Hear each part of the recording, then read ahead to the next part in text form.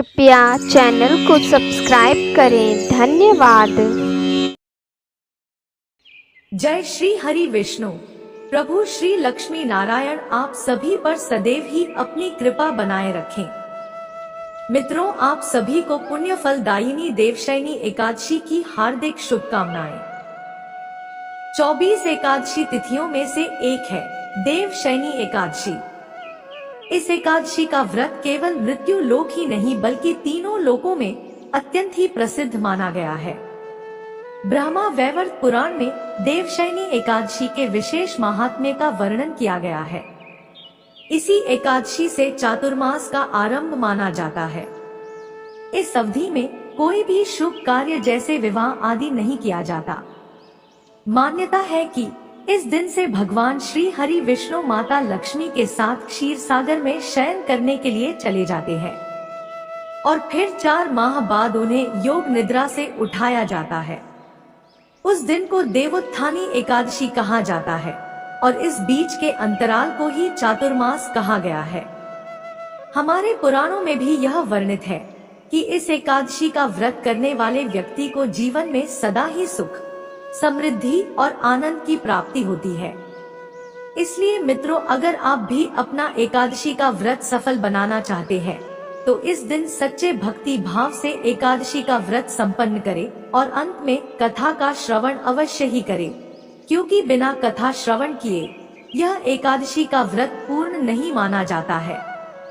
तो चलिए मित्रों, प्रभु श्री लक्ष्मी नारायण जी के चरण कमलों का ध्यान करते हुए सुनते हैं देवशयनी एकादशी की अत्यंत ही सुंदर कथा।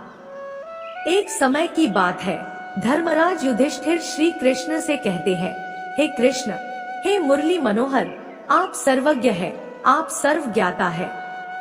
मेरे मन का यह संशय दूर करें और बताएं कि आषाढ़ मास के शुक्ल पक्ष की एकादशी का क्या नाम है, इस व्रत की कथा क्या है और इस व्रत की विधि क्या है, यह सब मुझे विस्तार पूर्वक बतलाइए।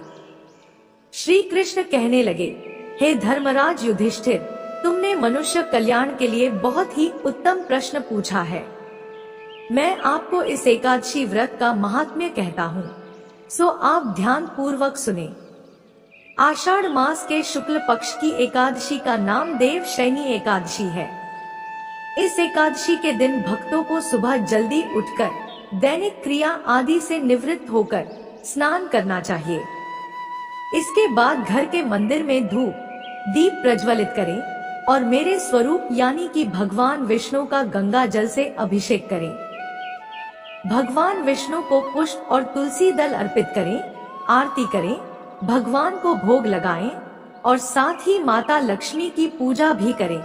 अंत में कथा का श्रवण करें और द्वादशी के दिन भूखे जीव जंतुओं को भोजन आदि का दान करें और व्रत पारण करें। हे राजन, यह थी योगिनी एकादशी व्रत की पूजा विधि। अब मैं आपसे इस व्रत की कथा कहता हूँ। आप इस कथा को प्रसन्न चित्त होकर सुने और कथा को पूरा सुने, क्योंकि राजन आधा अधूरा ज्ञान किसी काम का नहीं होता। धार्मिक मान्यताओं के अनुसार सतयुग में सूर्यवंश में मांधाता नाम का एक चक्रवर्ती राजा हुआ करते थे। राजा अत्यंत ही सत्यवादी, महान और प्रतापी थे। वह अपनी प्रजा का पुत्र की भांति पालन किया करते थे। उनके राज्य की प्रजा धन धान्य से, भोजन, वस्त्र आदि सभी चीजों से बहुत सुखी थी। उनके राज्य में आज तक कभी अकाल नहीं पड़ा था, किंतु भविष्य में क्या हो जाए यह कोई नहीं जानता। अतः वे भी इस बात से अनभिज्ञ थे कि उनके राज्य में शीघ्र ही भयंकर अकाल पड़ने वाला है। एक समय उस राजा के राज्य में 3 वर्ष तक वर्षा नहीं हुई और अकाल पड़ गया। इस अकाल से चारों ओर त्राहि त्राहि मच गई। वर्षा के अभाव से अकाल के प्रभाव सभी प्रकार की फसलें नष्ट होने लगी। भोजन और पानी के अभाव से अब धीरे धीरे प्रजा मरने लगी थी।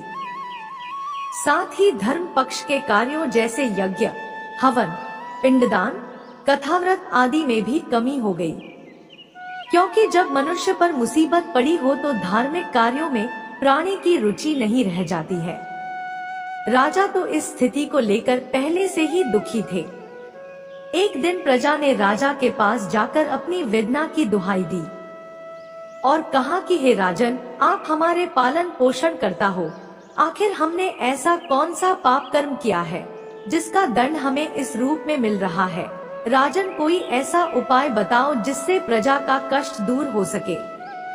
राजा मानधाता कहने लगे कि आप लोग ठीक कह रहे हैं, वर्षा से ही अन्न उत्पन्न होता है और आप लोग वर्षा न होने से अत्यंत दुखी हो गए हैं। मैं आप लोगों के दुखों को समझता हूँ। ऐसा कहकर राजा कुछ सेना साथ लेकर वन की तरफ चल दिया। वह अनेक ऋषियों के आश्रम में भ्रमण करता हुआ अंत में ब्रह्मा जी के पुत्र अंगिरा ऋषि के आश्रम में पहुंचा। वहां राजा ने घोड़े से उतरकर उन्हें साष्टांग प्रणाम किया। ऋषिवर ने आशीर्वाद के उपरांत राजा से उनकी कुशलता पूछी और फिर जंगल में इस प्रकार से भटकने व अपने आश्रम में आने का प्रयोजन जानना चाहा। तब राजा ने हाथ जोड़कर कहा, महात्मन, सभी प्रकार से धर्म कार्यों का पालन करता हुआ भी मैं अपने राज्य में दुर्भिक्ष का दृश्य देख रहा हूँ। मेरे राज्य में अकाल पड़ गया है, इससे प्रजा अत्यंत दुखी है। राजा के पापों के प्रभाव से ही प्रजा को कष्ट होता है, ऐसा शास्त्रों में कहा है। जब मैं धर्मानुसार राज्य करता हूँ तो मेरे राज्य में अकाल कैसे पड़ गया, इसके कारण का पता मुझको अभी तक नहीं पता चला है। आखिर किस कारण से ऐसा हो रहा है, कृपया इसका समाधान करें। मैं आपके पास इसी संदेह को निवृत्त कराने के लिए आया हूँ। साथ ही प्रजा के कष्ट को दूर करने का कोई उपाय बताइए। इतनी बात सुनकर ऋषि कहने लगे कि हे राजन, यह सतयुग सब युगों में उत्तम है। इसमें धर्म के चारों चरण सम्मिलित हैं। अर्थात इस युग में धर्म की सबसे अधिक उन्नति है। हे राजन, सब युगों से उत्तम यह सतयुग है। इसमें छोटे से पाप का भी बड़ा भयंकर दंड मिलता है। इस युग में लोग ब्रह्म की उपासना करते हैं और केवल ब्राह्मण ही तपस्या करने का अधिकार रख सकते हैं, परंतु आपके राज्य में एक शूद्र तपस्या कर रहा है। इसी दोष के कारण आपके राज्य में वर्षा नहीं हो रही है। इसलिए यदि आप प्रजा का भला चाहते हो तो उस शूद्र का वध कर दो। जब तक वह काल को प्राप्त नहीं होगा तब तक यह दुर्भिक्ष शांत नहीं होगा। दुर्भिक्ष की शांति उसे मारने से ही संभव है। किंतु राजा का हृदय एक शूद्र तपस्वी का शमन करने को तैयार नहीं हुआ। इस पर राजा कहने लगा कि महाराज, मैं उस निरपराध तपस्या करने वाले शूद्र को किस तरह मार सकता हूँ। आप इस दोष से छूटने का कोई दूसरा उपाय बताइए। तब ऋषि कहने लगे कि हे राजन, यदि तुम अन्य उपाय जानना चाहते हो तो सुनो। आषाढ़ मास के शुक्ल पक्ष की देवशयनी नाम की एकादशी का विधि पूर्वक व्रत करो। व्रत के प्रभाव से तुम्हारे राज्य में वर्षा होगी और प्रजा सुख प्राप्त करेगी, क्योंकि इस एकादशी का व्रत सब सिद्धियों को देने वाला है और समस्त उपद्रवों को नाश करने वाला है। इस एकादशी का व्रत तुम प्रजा, सेवक तथा मंत्रियों सहित करो। राजा अपने राज्य की राजधानी लौट आए और चारों वर्णों सहित पद्मा एकादशी का विधि पूर्वक व्रत किया। व्रत के प्रभाव से उनके राज्य में मूसलधार वर्षा हुई और पूरा राज्य धन धान्य से परिपूर्ण हो गया। भगवान श्री कृष्ण ने कहा, हे राजन, इस देवशयनी एकादशी का व्रत और इसकी कथा के फल से जातक को 88,000 ब्राह्मणों को भोजन कराने के समान पुण्य फल मिलता है। साथ ही माँ लक्ष्मी की कृपा से उनके घर में सदा ही खुशहाली, धन संपत्ति आती है। इसके व्रत से धरती लोक में किए गए सभी पाप नष्ट हो जाते हैं और अंत में मोक्ष प्राप्त करके प्राणी स्वर्ग का अधिकारी बनता है। यह थी श्री देवशयनी एकादशी व्रत की कथा।